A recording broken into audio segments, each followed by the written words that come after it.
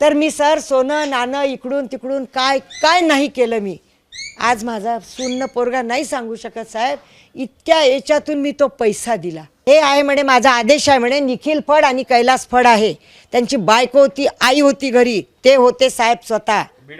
आणि लगेच दुसऱ्या का तिसऱ्या दिवशीच ते एक प्रकरण झालं देशमुखांचं, संतोष देशमुखांचं. पुरावा घेऊन ये साहेब. पुरावा कशाला पाहिजे हो म्हटलं. अहो तुम्ही सुखी नाही राहणार. तुमच्याजवळ पैसे दिल्यानंतर तुम्ही डब्यात पैसे कसे जिन्यानी वरती गेले ते पैशाचे डबे. मग जरांगे साहेब म्हणे काही करायची गरज नाही, आता मीच याला मार्गी लावतो म्हणे. तिथपर्यंत मला पोहोचवणाऱ्यांनी पोहोचवलं. 4 बीडचे मुलं होते बिचारे, त्यांनी पत्ता दिला आणि त्यांनी मला पोहोचवलं तिथपर्यंत गावात. सदरक्षण न्याय खलनी करणार. खरं तर या वाक्याचा अर्थ होतो की सज्जनांना न्याय द्यावा. मात्र पोलीस विभागातीलच एक महिला, खरं तर त्यांच्या पतीचा मृत्यू झाला, पोलीस विभागात कार्यरत असताना त्यांच्यावर जो अन्याय झाला, अत्याचार झाला, पैशाची मागणी झाली, मंत्रालयापर्यंत कशा पद्धतीने हा भ्रष्टाचार बोकाळला आहे, हे सगळं उदाहरण जे आहे ते त्यांच्या निमित्तानं आपल्याला पाहायला मिळतं. आपल्यासोबत रंजनी देशमुख आहे. खरं तर त्यांच्या पतीने प्रदीप नाव होतं, त्यांचा मृत्यूसुद्धा झालेला आहे. मात्र 1997 पासून सुरू झालेला लढा आजही कशा पद्धतीनं सुरू आहे, काय नेमकं घडलेलं आहे या 29 वर्षामध्ये, हे सगळ्या सांगण्यासाठी आपल्यासोबत रंजनी देशमुख जी आहे. ताई, तुम्ही काल मनोज जरांगे पाटील यांना भेटले आहे, काय नेमकं घडलं आहे? मी काल जरांगे पाटलांना 4 दिवस, अख्खा दिवस 4 दिवस बीडला मी होती आणि मी प्रत्येकांची भेट घेतली. पंडित साहेबांची पण घेतली, आमदार पंडित आहे विजयराव पंडित, त्यांची पण भेट घेतली. आणि क्षीरसागर साहेब आहे आमदार बीडचे, त्यांची पण भेट घेतली, पण त्यांची भेट नाही झाली. त्यांच्या PNची भेट झाली. 4 दिवस मी करुणा मुंडेकडे 2 दिवस त्यांनी मला जेवायला घातलं आणि दिवसभर त्यांच्या घरी बसून राहायची. आणि मग नंतर मला 1-2 लोक भेटले, त्यांनी मला जरांगे पाटलांचं भेट घालून देतो असं आश्वासन दिलं. आणि मी त्यांना जरांगे पाटलांपर्यंत मी गेली, त्यांच्या गावापर्यंत. आणि गावाला गेल्यानंतर मी माझी व्यथा त्यांना सांगितली की माझी अशी अशी फसगत झालेली आहे आणि मला न्याय कुठेच मिळत नाही साहेब, आपणाकडून मला न्यायाची अपेक्षा घेऊन मिळालेली आहे. तर त्यांनी मला बसवलं, चहापाणी झाला. त्याच्यानंतर त्यांनी माझी सगळी वस्तुस्थिती ऐकून घेतली. 1997मध्ये राजकीय सूडबुद्धीने माझ्या नवऱ्यावर वामन तित्तरमारे, रश्मी शुक्ला यांचा स्टेनो, वामन बापूराव तित्तरमारे हा प्रॉपर त्याच गावचा होता आणि त्याच गावात माझ्या नवऱ्याची नोकरी होती. त्याची एक बहीण ही 302च्या याच्यामध्ये मर्डरची आरोपी होती. तिला वाचवण्यासाठी यांनी हा सगळा खेळी रचून आम्हाला सूडबुद्धीने खात्यातून त्यांना विभागीय चौकशी मुद्दाम करून त्यांनी यांना खात्यातून बडतर्फ करायला लावला. 1997मध्ये हे सगळे प्रकार सुरू झाला, त्यापासून विभागीय चौकशी झाली, अजूनही न्याय मिळत अजूनही मला न्याय मिळालेला नाही. मग त्याच्यानंतर न्याय मागण्यासाठी आम्ही सतत एरझारा घातल्या मंत्रालयामध्ये, ऑफिस, पोलीस ऑफिस, प्रत्येक ठिकाणी न्याय. त्याच्यानंतर आम्हाला गुंजाळ साहेबांनी न्याय देतो असं म्हटलं, पण त्यांनीही आमच्याजवळ पैशाची गुंजाळ तिथे होते, ते कक्ष अधिकारीच होते, पण त्यांनी आम्ही दिले नाही, त्यांनी आमच्याजवळ घेतले नाही. मग ते रिटायर झाले. त्याच्यानंतर देशपांडे साहेबांना भेटलो, देशपांडे साहेबही रिटायर झाले. आम्हाला फक्त सुळे साहेब होते, त्यांनी न्याय देतो म्हटलं तर माणिकराव ठाकरे चालले गेले. त्यांनी ऑर्डर करून दिलं सुळे साहेबांच्या काळात. सुळे साहेबांनी ऑर्डर केला होता माणिकराव ठाकरेंनी की दोषारोपाच्या मानाने दिलेली शिक्षा फार कठोर असून 2 वेतनवाढीची शिक्षा देऊन पूर्वरत कामावर सामावून घेतले. हा आदेश झाल्यानंतर आम्हाला पोलीस डिपार्टमेंटनी तो आदेशच पास होऊ दिला नाही. मी परत हेरगाऱ्या, माझा नवरा आणि मी हेरगाऱ्या मारायचं तर आमचं मंत्रालय पेटलं असं आम्हाला त्यांनी सरळ सांगायचे. आता तुमचा कुठलाच कागद नाही, आमचं मंत्रालय पेटलं, आमच्याजवळ कागद नाही आहे, मग आम्हाला परत द्या, परत ॲप्लिकेशन करा. आम्ही ॲप्लिकेशन करत जायचं. मग त्यात आमची भेट झाली कक्ष अधिकारी ऋषिकेश कदम यांच्याबरोबर. त्यावेळेला ते कमीत कमी नाही म्हटलं तरी 8 ते 9 वर्ष त्या टेबलवर होते. त्या काळामध्ये त्यांनी स्पष्ट या भाषेत म्हटलं की आमचा टेबल हल्ल्याशिवाय कुठलाच काही प्रकार होत नाही. हल्ला म्हणजे नेमकं काय म्हणत? पैसे इथे तुम्हाला सगळं द्यावं लागेल. जसं हे अकोल्याचे बघा म्हणे, आता कर्मचारी 2 ह्यांनी टेबल हलवला, तुम्हाला पण हलवावं लागेल. सर आमच्याजवळ तेवढी ऐपत नाही आहे. त्यांनी सरळ 10 लाखाची बोलणी केली, पण 5 लाख मी 2 इन्स्टॉलमेंट 3 एकदा 2 एकदा करून त्यांना दिले. मी कशा पद्धतीने दिले? टिफिनच्या डब्यामध्ये. पितळेचा माझा भाचा त्यावेळेला होता मरीन ड्राईव्ह पोलीस स्टेशनला, त्याचं स्टेटमेंट झालं, माझं झालं, सगळ्यांचं स्टेटमेंट तिथे झालं, पण आम्हाला न्याय तिथूनही मरीन ड्राईव्हमधून नाही मिळाला. टिफिनच्या डब्यामध्ये त्याचा मनुष्य आला, उंच चपराशीच आहे मंत्रालयाचा, तो आला, तो टिफिन घेऊन चालला गेला. मग त्याला मी पैशाची मागणी केली. पैशाची मागणी केली. अनिल देशमुखांनी परत त्यांचं खातं गेल्यानंतर त्यांनी परत अपील लावली. वळसे पाटलांकडे पण, दिलीप वळसे पाटलांकडे पण गेलो. आमची तिथून पण अपील मंजूर झाली असती, पण ऋषिकेश कदमनी कुठेच आम्हाला न्याय मिळू दिला नाही.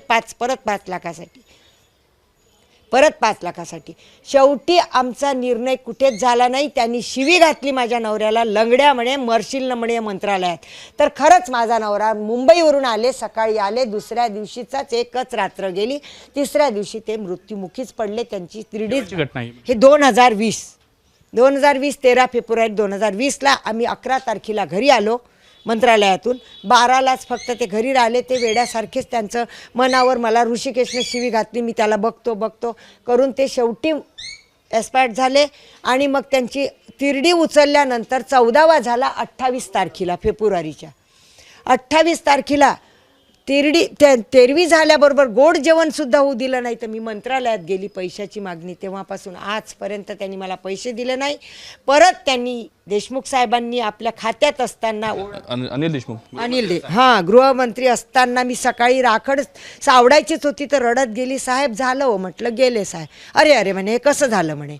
लगेच त्यांनी मग धनंजय मुंडेची ओळख करून दिली. धनंजय मुंडे कुठल्या पदावर होते त्यावेळेला काय माहिती, आमदार होते का काय होते माहीत नाही, पण आमच्या पक्षाचा आहे म्हणे. कोणतं तरी पक्ष म्हणते ना त्याचा, राष्ट्रवादी काँग्रेसचा आहे म्हणे तो. आणि बघा म्हणे त्यांनी फोटो दाखवले, अल्बम दाखवले, तो करेल म्हणे, त्याच्याकडे भेटायचं. नाही त्यावेळेला होते. तिथून मग 1-2 महिन्यांनी माझं एरझारा चालू होता, त्यांचं पद गेलं होतं. मग वळसे पाटलांकडे गेलो. दिलीप वळसे पाटील चार्जवर होते. त्यांनी पण आमचं काम कोणीच केलं नाही. आणि यांनी सांगितलं का त्यांना जरा जडच बघावं लागेल. मी माझे नातेवाईक सगळे आपल्या घरी सुखी असल्या. धनंजय मुंडेंचा कुठे संबंध? धनंजय मुंडेला यांनी ओळख मला सलील देशमुख आणि अनिल देशमुख आणि त्यांचा तो सचिन गायधनी स्वतः मला तिथे त्यांची ओळख घालायला मुंबईला भेट घालवून दिली. सचिन नाही, अमित गायधनी द्यायचं ठरलं. पैसे म्हणजे त्यांनी 25 म्हटलं, पण नव्हतं आमच्याजवळ जमत. मग परत मी 8 नेऊन दिले. हे पैसे कशासाठी? काय मृत्यू झाला तर आता तुला पेन्शन, भरपूर पेन्शन, आणि तुझा 97 पासून उर्वरित रक्कम तुला पूर्ण मिळवून देतो या लोभाने. आता नातेवाईकांनाही वाटलं का हा पैसा मिळवून देईल बा, तर आपण बिचारांचं आयुष्य तरी जे लहान असताना पोरांनी त्रास भोगला तो आज सुखी होतील बिचारे. तर मी सोनं नाणं इकडून तिकडून काय नाही केलं मी. आज माझा सुन्न पोरगा नाही सांगू शकत साहेब, इतक्या याच्यातून मी तो पैसा दिला. कसा दिला असेल माझं मला माहिती आहे. म्हणून मी मुंडेंचं काय? मुंडेंच्याच हातात पैसे घेतले. निखिल फड, कैलास फड, मुंडे साहेब. मुंडेंच्या म्हणजे पैसे धनंजय मुंडेंनी मागितले होते. मुंडेंनी आदेश केला आणि कॅश मला म्हटलं हे आहे म्हणे, माझा आदेश आहे म्हणे. निखिल फड आणि कैलास फड आहे, त्यांची बायको होती, आई होती घरी. ते होते साहेब स्वतः बीडमध्ये. त्यांच्याने बीड नाही, त्यांच्या गावाला परळीला. त्यांच्या घरी पांढरा असा हॉल आहे, असा जिना आहे. तिथे जिना बाहेरच ठेवलं, असं बाजूला झाडं वगैरे आहे, आणि तिथे उभं ठेवलं आणि ते डबे द्यायला लावले. असे खोके होते तेलाच्या पॅकेटचे. किती पैसे दिले त्यांना? 8 लाख पहिले दिले, लगेच 9 लाख दिले. 2 वेळा करून त्याला दिले. 17 लाख रुपये दिले त्याला. 17 रुपये परत केले नाही. बंदुकीची गोळी. निखिल फड, कैलास फड. कोणी बंदुकीची? म्हणजे कशासाठी तुम्ही गेले पुन्हा? पैसे मागायला. परत काम झालं नाही, माझे पैसे परत पाहिजे मला, नाही तर मी इथून संपल्याशिवाय. तू का संपते म्हणे, आम्ही किती ऊसतोड्याचे किती आमच्या गावात असे प्रेत गाडले आहे म्हणते. तू कुठे लागली म्हणे. असं कोणी? धनंजय मुंडे, तो कैलास फड आणि तो किती प्रेत गाडले म्हणे. आणि लगेच दुसऱ्या का तिसऱ्या दिवशीच ते एक प्रकरण झालं देशमुखांचं, संतोष देशमुखांचं. लगेच झालं. पण आज तो एवढा मोठा तो कराड आहे, त्याचं नाव नसतं घेतलं का साहेब? पण नाही, तो कशातच आमच्या ह्याच्यात नव्हता. तो काही असेल, पण हे निखिल फड, कैलास फड, धनंजय मुंडे, त्याची बायको होती पहिली का दुसरी माहीत नाही मला, पण त्याची बायको होती ठेंगणीशी गोरीची. आई होत्या घरी, त्याचा एक चुलत भाऊ पण होता.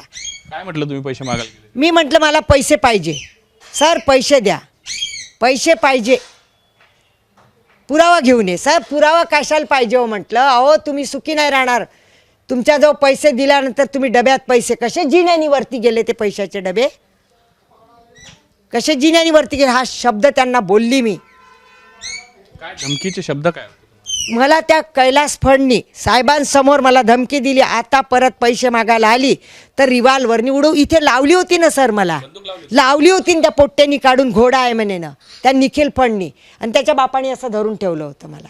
आणि पोलीस त्यांचं होतं, पोलीस स्टेशन त्यांचं होतं. तुम्ही गेले होते पोलिसात? पोलिसात काय काही नाही, हाकलून लावलं मला. हां, परळीमध्ये. काय म्हणाले? चला चला, काही नाही म्हणे इथे, काही नाही, असे कितीक येतात कितीक जातात म्हणे.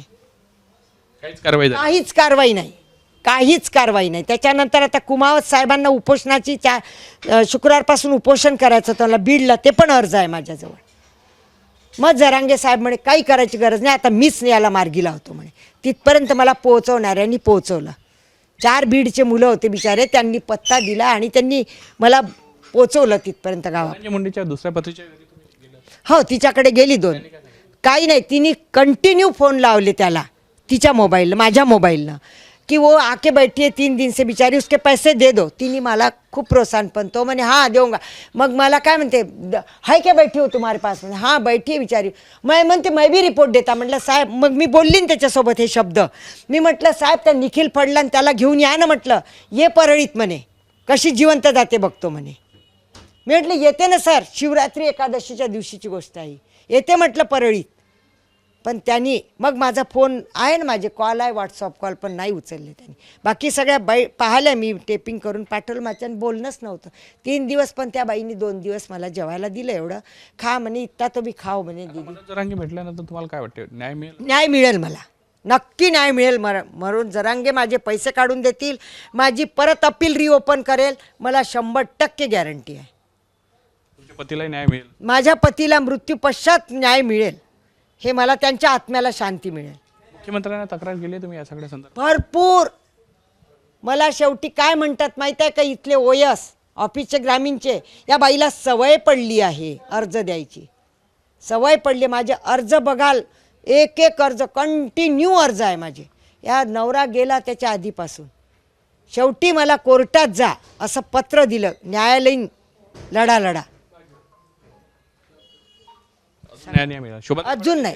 शोभाताई फडणवीस त्यांनी विचारलं मला, जरांगे पाटलांनी, की तुम्ही ब्राह्मण आहे, नागपूरच्या रहिवासी आहात आणि साहेबही ब्राह्मण आहे. मी त्यांच्या सासऱ्यांचंही नाव सांगू शकते ना. शरद, त्यांना विचारा ना म्हणा, मी विचारणार ना प्रश्न त्यांना, की शरद रानडे कोण आहे, शरद रानडे कोण आहे हे मला सांगा साहेब. मग मी शोभाताई फडणवीसचं सांगते. तुमचे सासरे आहे ना, मी कधी उल्लेख नाही केला. मला काय गरज, ब्राह्मण समाजात आम्ही पैसे भरतो, ब्राह्मण समाजाच्या मिटिंगला सगळेच ब्राह्मण असतात. पण शोभाताई फडणवीस माझ्या वडिलांच्या नात्यात आहे, माझ्या 2 बहिणी चंद्रपूरला आहे, त्यांच्या मूलच्या जवळ घाटे आणि शिंगरू यांच्या नात्यात आहे. म्हणून मी शोभाताईंनी मला 2-3 वेळा जेवायला नेलं धंतोलीला, मागच्या अधिवेशनात, या नाही 2 वर्षाच्या आधी. न्याय नाही मिळाला? अजूनही न्याय नाही मिळाला. जरांगे न्याय देईल, हे 100% गॅरंटी आहे, 110% गॅरंटी आहे. जरांगे मला एकच माझा आहे, माझे जरांगे साहेब मला न्याय मिळवून देतील, माझे पैसे मिळवून देतील आणि माझी रिओपन करून देतील DP विभागीय चौकशी. आणि सत्यता तेव्हाच लक्षात येईल की पोलीस खात्यात किती चालते. माझ्या नवऱ्यावर कुठलाच गुन्हे नाही, आम्ही क्रिमिनल, आमच्यावर गुन्हे नाही, माझ्या नवऱ्यावर नाही कुठल्याच प्रकार, विभागीय चौकशीत कसलाच नाही. आणि विभागीय चौकशीत दूधवाला, किराणा, कापड हे चार्जेस लावलेले आहे. काय त्याच्यावर काय रेपचे गुन्हे होते का, चोऱ्या माऱ्या होत्या का, काय घरं फोडले होते, काहीच नाही, कुठल्याच प्रकारचं एलिगेशन नाही. त्या माणसाचा इतका निर्मळ मनुष्य होता, तो स्वर्गात गेला, पण यांनी त्याचा जीव घेतला. ऋषिकेश कदम, धनंजय मुंडे, निखिल फड आणि कैलास फड यांनी माझ्या नवऱ्याचा जीव घेऊन बळी घेतला, मी बळी दिला. आणि मला न्याय हा मिळेल, मला गॅरंटी आहे.